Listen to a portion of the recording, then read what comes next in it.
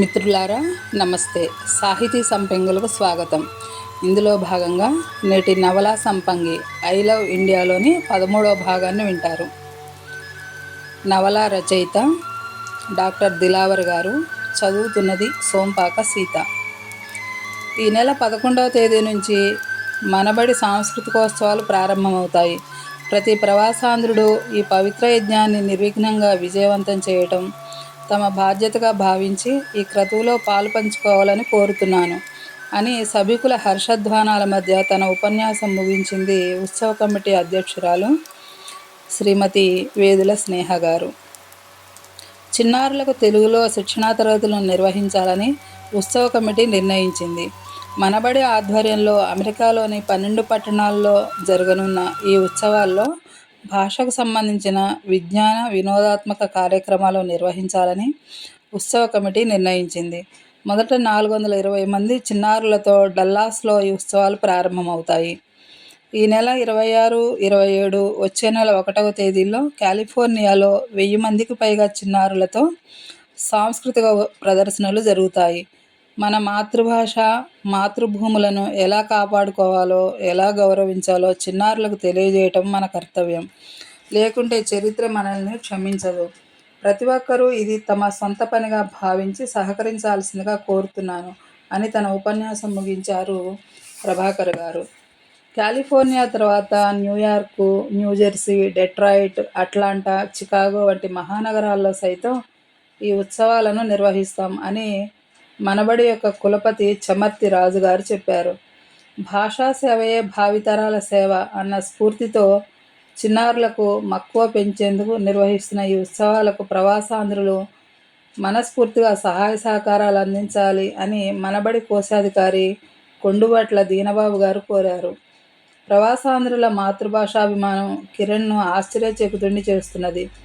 సప్త సముద్రాలు దాటి వేల మైళ్ళ దూరంలో ఉన్న మాతృభాష మీద మమకారం ఇస్మంతైనా తగ్గకపోవటం అతన్ని విస్మితుడిని చేస్తున్నది.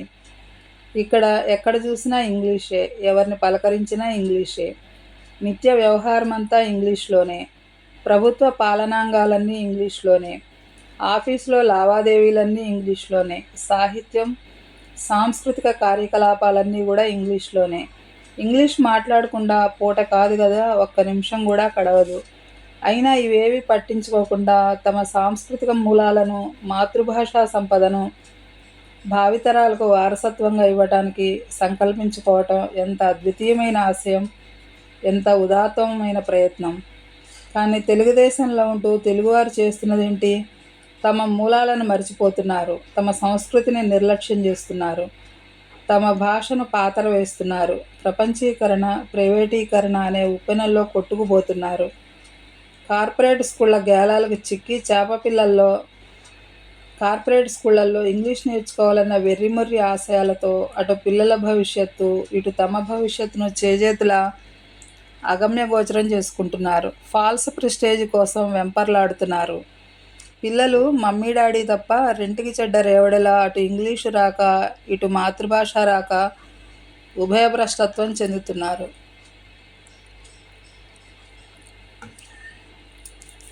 స్వాతంత్రం వచ్చి ఏండ్లు పూండ్లు గడిచిన మాతృభాషా వికాసం ఎక్కడ వేసిన గొంగళి అక్కడే ఉన్నట్టుగా ఉంది.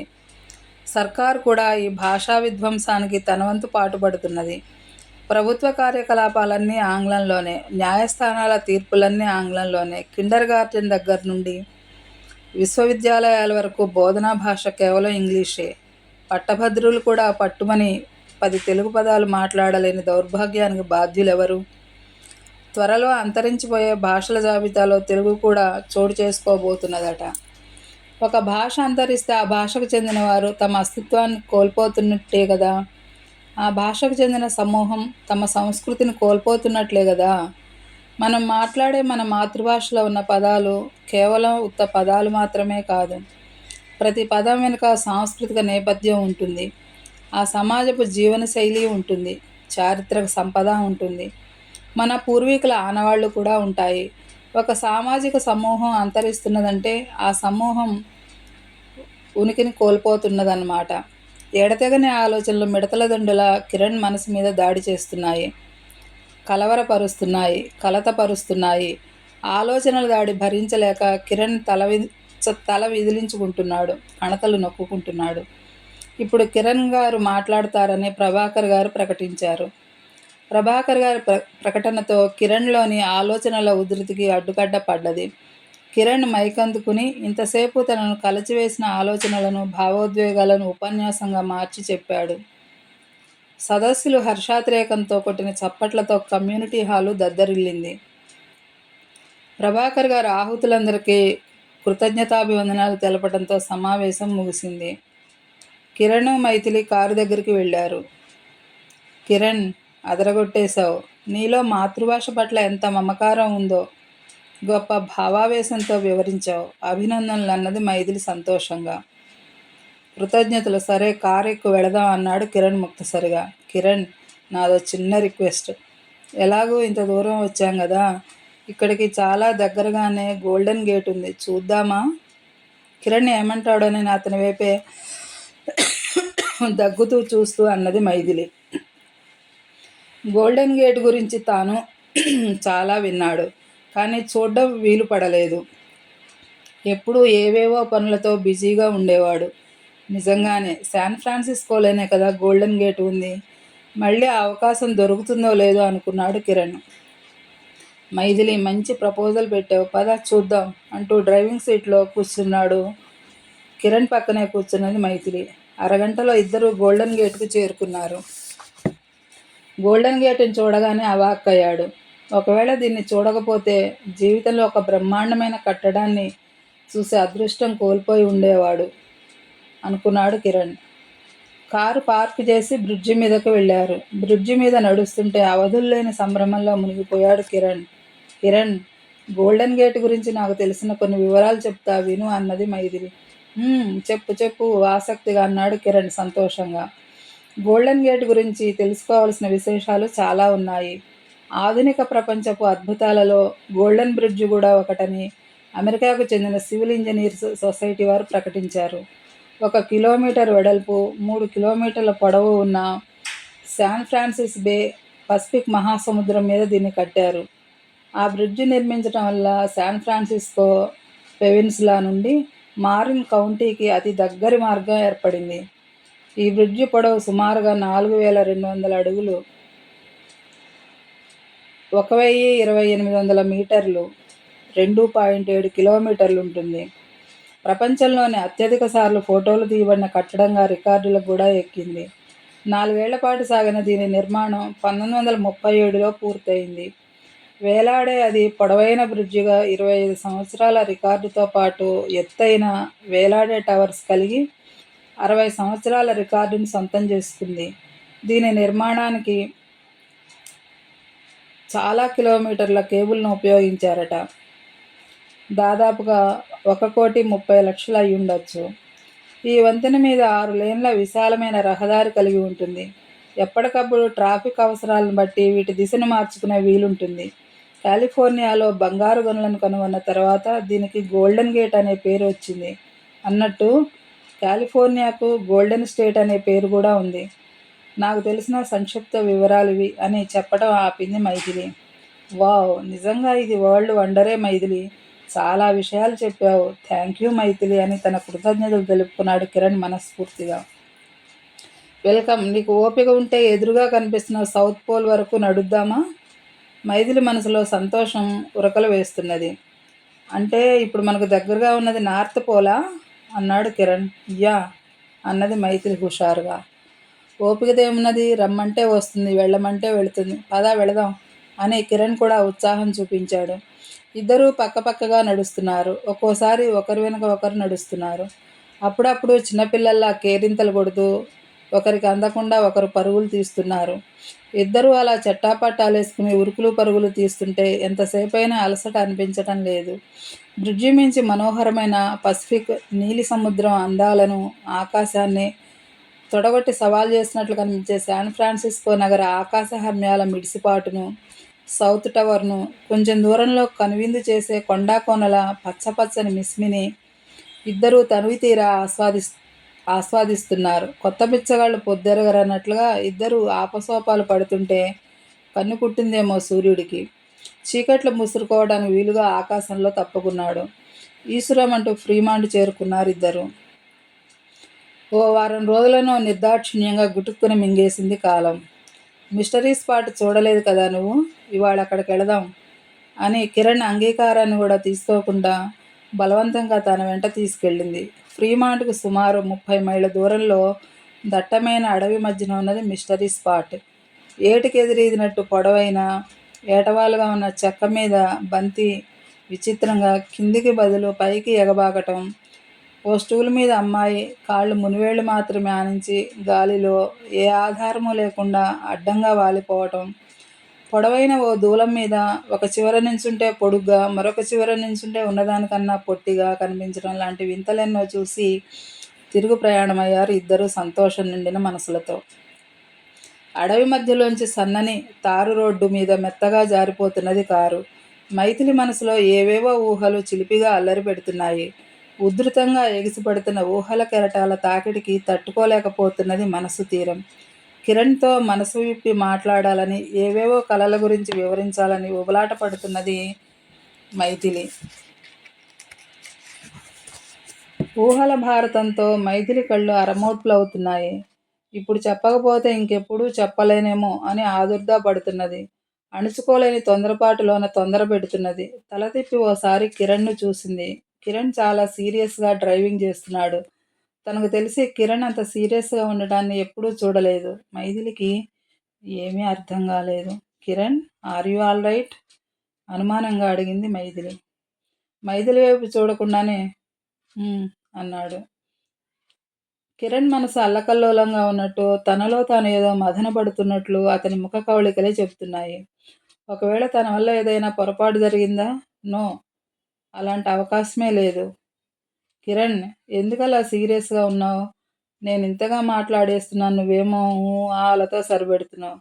ఒకవేళ నా వల్ల ఏమైనా నీకు ఇబ్బంది కలిగిందా? ఇబ్బంది కలగలేదు కదా? భయపడుతూ అడిగింది మైథిలి నెమ్మదిగా. నో నో, గట్టిగా అరిచినంత పని చేశాడు కిరణ్. మరి ఎందుకలా ఉలుకు పలుకు లేకుండా మౌనిలా ఉండిపోయావు? గుచ్చి అడిగింది అతన్ని.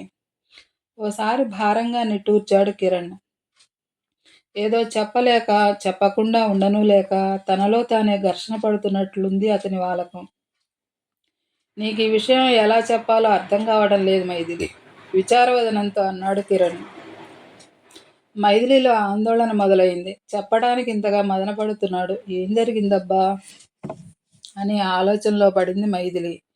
నీలో నువ్వు ఇలా మదనపడటం కంటే బయటికి చెప్పేస్తేనే హృదయభారం తగ్గుతుంది అన్నది మైథిలి. కిరణ్ ఏం చెప్పినా తట్టుకునేందుకు మానసికంగా సిద్ధమైంది. ఎలాంటి విషయం వినాల్సి వస్తుందోనని ఓ పక్క గుండె దడదడలాడుతూనే ఉన్నది. ఏం లేదు, మా ఊరు నుంచి రాత్రి ఫోన్ చేశాడు అన్నయ్య. అతి కష్టం మీద గొంతు పగిలించుకుని చెప్పాడు కిరణ్.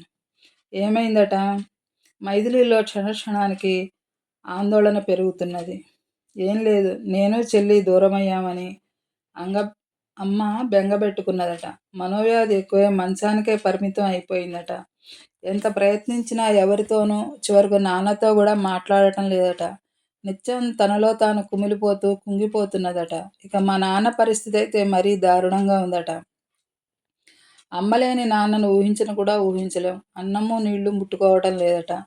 మీరు ఎంత తొందరగా వస్తే అంత మంచిది. ఏదన్నా జరగరానిది జరిగితే మీరు జీవితాంతం కుమిలిపోవాల్సి వస్తుందని చెప్పాడు అన్నయ్య. ఈ మాటలు చెబుతుంటే కిరణ్ కళ్ళల్లో నీరు ఊబికింది. తన గుండెని ఎవరో ఇనుప చేతులతో చీల్చివేస్తున్నట్టు విలవిల్లాడింది మైథిలి. ఆమెకు కూడా నోటమాట పెకల్లేదు. మౌనంగా తల వంచుకుంది. కిరణ్కు కూడా మాట్లాడాలనిపించలేదు. యాంత్రికంగా కారు స్టీరింగ్ అటు ఇటు తిప్పుతున్నాడు. చాలాసేపటికి, మరి ఏం నిర్ణయించుకున్నావు అని అడిగింది మైథిలి. నా నిర్ణయం ఎలా ఉన్నా వెళ్ళక తప్పదు కదా, విచారంగా అన్నాడు.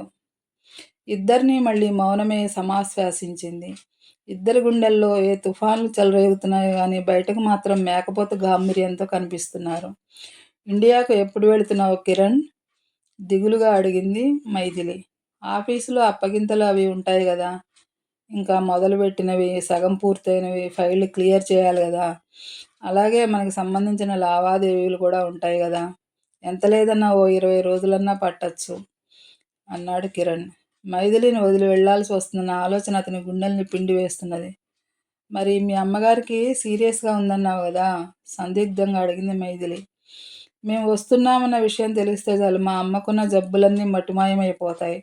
అమ్మ బాగుంటే ఏ జబ్బులు నాన్నగారు దరిచేరవు. ఎంత తేలిగ్గా చెప్పాలనుకున్న విచారం తాలూకు జీర మాటల్లో వినిపిస్తూనే ఉన్నది. దారి పొడుగునా దుర్భరమైన నిశ్శబ్దం వారిని వెంటాడింది. ఎలాగైతేనేం ఫ్రీమాంట్‌కి చేరుకున్నారు.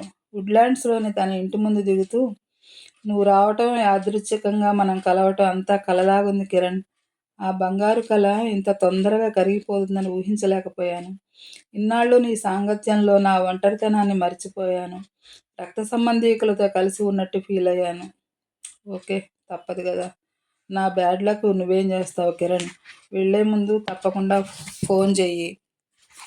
ఫేర్వెల్ చెప్పడానికి తప్పకుండా ఎయిర్‌పోర్ట్‌కి వస్తాను. గుడ్ నైట్ అంది మైథిలి కళ్ళల్లోంచి కారుతున్న కన్నీటిని నాప్కిన్‌తో తుడుచుకుంటూ. అక్కడ్నుంచి భారంగా కదిలాడు కిరణ్. కారు పార్క్ చేసి గబగబా పైనున్న రూమ్‌కి వెళ్ళాడు. ఏమీ తినాలనిపించలేదు. స్నానం కూడా చేయలేదు. డ్రెస్ కూడా మార్చుకోలేదు. గుండె నిండా దుఃఖమే ఆక్రమించింది. నిద్ర తెల్లవార్లు కిరణ్‌తో దోబూచులాడుతూనే ఉంది. రందీ రభస లేకుండా లాస్య గాఢంగా నిద్రపోతున్నది. ఇంత సున్నితమైన మనసును మనిషికి ఎందుకు ఇచ్చాడు ఆ దేవుడు? పోనీ అంతటితో ఆగాడా? భరించలేని కష్టాలను కూడా సృష్టించాలా? పెను విషాదాలతో మనసు సున్నితత్వాన్ని ఇంతగా రాచిరంపాన పెట్టాలా? ఏంటో ఆ దేవుడు పెద్ద పిచ్చి తుగ్లక్‌లా ఉన్నాడు అనుకున్నాడు కిరణ్ మనసులో. పక్కవాడికి ఏం కష్టం వచ్చిందో, అసలు తిన్నాడో లేదో, ఏ జబ్బుతో బాధపడుతున్నాడో, దరిద్రం ఎంత పీడించి పిప్పి చేస్తుందో, తీర్చలేని అప్పులు ఏ ఉరికొయ్యకు దారి చూపిస్తున్నాయో, అసలు చచ్చాడో బతికాడో, ఇలాంటివి ఎంతమాత్రం పట్టించుకోరు పట్టణవాసులు. కాలం కూడా ఈ పట్టణవాసుల దగ్గర తర్ఫీదు పొందిందేమో.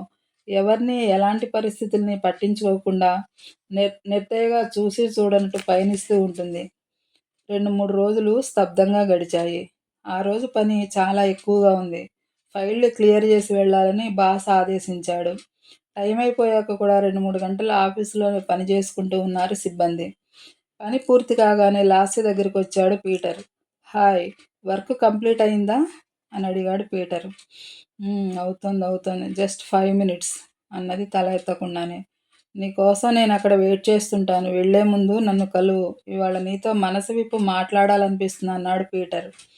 నీకు మాట్లాడాలనిపించినా నాకు మాట్లాడాలనిపించినా చిలుము వదిలేది నాకేగా నవ్వుతూ అన్నది లాస్య. సారీ లాస్య, నిజంగానే ఎక్కడికెళ్ళినా నీతోనే ఖర్చు పెట్టిస్తున్నాను. ఎప్పుడు చూసినా నీ పర్సు ఖాళీనే. ఎక్కడ డబ్బులు నా తాగుడుకు సిగరెట్లుగా సరిపోవటం లేదు నిస్సహాయంగా అన్నాడు పీటర్. సరే తప్పేదేముంది పద గొణుగుతున్నట్లుగా అన్నది లాస్య. నో, అంత ఇష్టంగా అయితే రావద్దు. అయినా ఇవాళ నువ్వేం దానధర్మం చేయాల్సిన పని లేదు. ఇవాళ నా పర్సు నిండు గర్భిణిలాగా ఉంది భుజాలు ఎగరేస్తూ అన్నాడు పీటర్ నవ్వుతూ. నమ్మమంటావా వ్యంగ్యంగా అన్నది లాస్య. తప్పకుండా నమ్మాలి. అసలు ఈ లోకం నమ్మకంతోనే నడుస్తున్నది. నమ్మకమే లేకుంటే భార్యాభర్తలు జీవితాంతం ఎలా కలిసి ఉండగలరు? నమ్మకమే కదా ప్రేమికులకు నీడనిచ్చేది. ఇవాళ మంచి డిన్నర్ ఇస్తాను. అఫ్కోర్స్ ఖర్చంతా నేనే పెట్టుకుంటాననుకో బలవంతం చేశాడు పీటర్. ఎంత చెప్పినా వినకుండా లాస్యను చెయ్యి పట్టి లాక్కెళ్ళినంత పని చేశాడు. బార్ అండ్ రెస్టారెంట్ ముందు కారు ఆగింది. కారు పార్క్ చేసి లోనికెళ్లారు. రెస్టారెంట్ మసక చీకటిలో ఓ గుహలాగా ఉంది. ప్రతి టేబుల్ మీద సన్నని కాంతితో గుడ్డిగుడ్డిగా వెలుగుతున్నాయి కొవ్వొత్తులు. హమ్మింగ్ చేస్తున్నట్లు మంద్రస్వరంలో ఏదో పాట కూడా వినిపిస్తున్నది. జనం పలచగా అక్కడక్కడ కూర్చుని ఉన్నారు. ఇద్దరూ ఓ మూలనున్న టేబుల్ దగ్గరికి వెళ్ళి కూర్చున్నారు. బేరరు ప్లేటు, గ్లాసులు, ఫోర్కులు, నైఫ్లు అన్నీ టేబుల్ మీద పెట్టి మెనూ అందించాడు. చెప్పు లాస్య, ఏం తీసుకుంటావు అని అడిగాడు పీటర్. ఏదైనా సాఫ్ట్ డ్రింక్ చాలు బాబు అన్నది లాస్య. సాఫ్ట్ డ్రింక్ కోసం ఇంత పెద్ద బార్కు రావాలా? నటనలు కట్టిబెట్టి ఏం కావాలో చెప్పు. విస్కీనా, బ్రాందీనా, షాంపేనా, జిన్నా ప్రశ్నార్థకంగా లాస్య వైపు చూస్తూ అన్నాడు పీటర్. కులం చెడ్డ వ్రతం దక్కాలని ఒక పాత సామెత. ఎలాగో మునుగుతున్నాం. ఆ మునిగేదేదో నిండా మునిగితే పోలే. విస్కీయే ఆర్డర్ ఇవన్నది లాస్య. That's good. ఇప్పుడు నువ్వు పీటర్కి సమవుజ్జి అనిపించుకున్నావు. లాస్యను మెచ్చుకుంటూ అన్నాడు Peter. Whisky full bottle order ఇచ్చాడు. ఫుడ్ ఏం కావాలో చెప్పవా అన్నాడు పీటర్. నీ ఇష్టం అన్నది Lasya. Chicken legs, lobster, fish, chips, French fries order ఇచ్చాడు పీటర్. బేరర్ అన్నీ తెచ్చి టేబుల్ మీద సర్దాడు. 2 గ్లాసులు హుషారుగా చీర్స్ చెప్పుకున్నాయి. పీటర్ గ్లాసు నిండా నింపుకున్న విస్కీని ఒక్క గుక్కలో ఖాళీ చేసేశాడు. లాస్య సోడా కలుపుకుని ఫ్రెంచ్ ఫ్రైస్ ఒక్కొక్కటే నములుతూ కొంచెం కొంచెం సిప్ చేస్తున్నది. పీటర్ మళ్ళీ గ్లాసు నింపుకున్నాడు. మళ్ళీ ఒక పట్టు పట్టాడు. ఏయ్ పీటర్, ఏంటా తొందర? మందెవరూ ఎత్తుకుపోర్లే, నెమ్మదిగా సిప్ చేయంటూ పీటర్ని హెచ్చరించింది లాస్య. ఇంత సీనియారిటీ ఉండి ఒక మోస్ట్ జూనియర్తో సమానంగా మెల్లమెల్లగా డ్రింక్ చేస్తే జనం నవ్విపోరు అంటూ మరో గ్లాసుడు లాగించేశాడు పీటర్. ఏయ్ పీటర్, చెప్తున్నది నీకు కాదా? ఎందుకంత ఆవురావురమని తాగుతున్నావు? స్లోగా సిప్ చేయరాదా? చిరుకోపంతో అన్నది లాస్య. ఏం తినాలో అర్థం కాక కెలుకుతున్నది. మొదటి 3 రౌండ్లయ్యాక పీటర్ కొంచెం స్లో అయ్యాడు. తనొక సిగరెట్ నోట్లో పెట్టుకుని ఒకటి లాస్యకు ఆఫర్ చేశాడు. సిగరెట్ వెలిగించి 2-3 దమ్ములు పీల్చాడు. దగ్గు తెరలు తెరలుగా వస్తోంది. ఆయాసపడుతూనే మందుని సిప్ చేస్తున్నాడు. క్రమక్రమంగా అతని కళ్ళు ఎర్రబడుతున్నాయి. ముఖం మీదకి మత్తు తెరలు కమ్ముకుంటున్నాయి. కుర్చీ వెనక్కి రిలాక్స్డ్ కావాలి. లాస్య, ఇవాళ ఇలా నీ పక్కన కూర్చుంటే ఏదో విద్యుత్తు నా నరనరాల్లో ప్రవహిస్తున్నట్లు ఏదో ఉత్తేజం నన్ను ఉక్కిరిబిక్కిరి చేస్తున్నది. గాయపడిన నా గుండెలోంచి ఏవేవో జ్ఞాపకాలు స్రవిస్తున్నాయి, ఏవేవో గుర్తుకొస్తున్నాయి ఉద్వేగంతో అన్నాడు పీటర్. పీటర్ మాటలు లాస్యలో కూడా ఉత్సాహాన్ని నింపుతున్నాయి. ఏమేం గుర్తుకొస్తున్నాయి పీటర్? కుతూహలంగా అడిగింది లాస్య. మళ్ళీ కొంచెం విస్కీ నోట్లోకి వంపుకున్నాడు. సిగరెట్ 2 దమ్ములు పీల్చాడు. కట్టలు తెంచుకున్న వరదల దగ్గు పీటర్ను సతమతం చేస్తున్నది. రూమీ పేరు విన్నావా ఎప్పుడైనా? తన లోకంలో తాను విహరిస్తూనే లాస్యను అడిగాడు పీటర్. రూమీనా? వారెవరు? ముఖం చిట్లించింది లాస్య.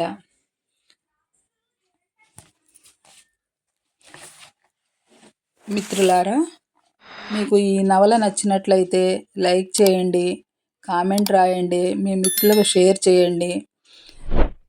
మరింత సాహితీ విలువలున్న రచనలను మీ ముందుకు తేవటానికి ప్రోత్సహించండి. అంతవరకు సెలవు. మరొక భాగంతో రేపు మళ్ళీ కలుద్దాం. నమస్తే.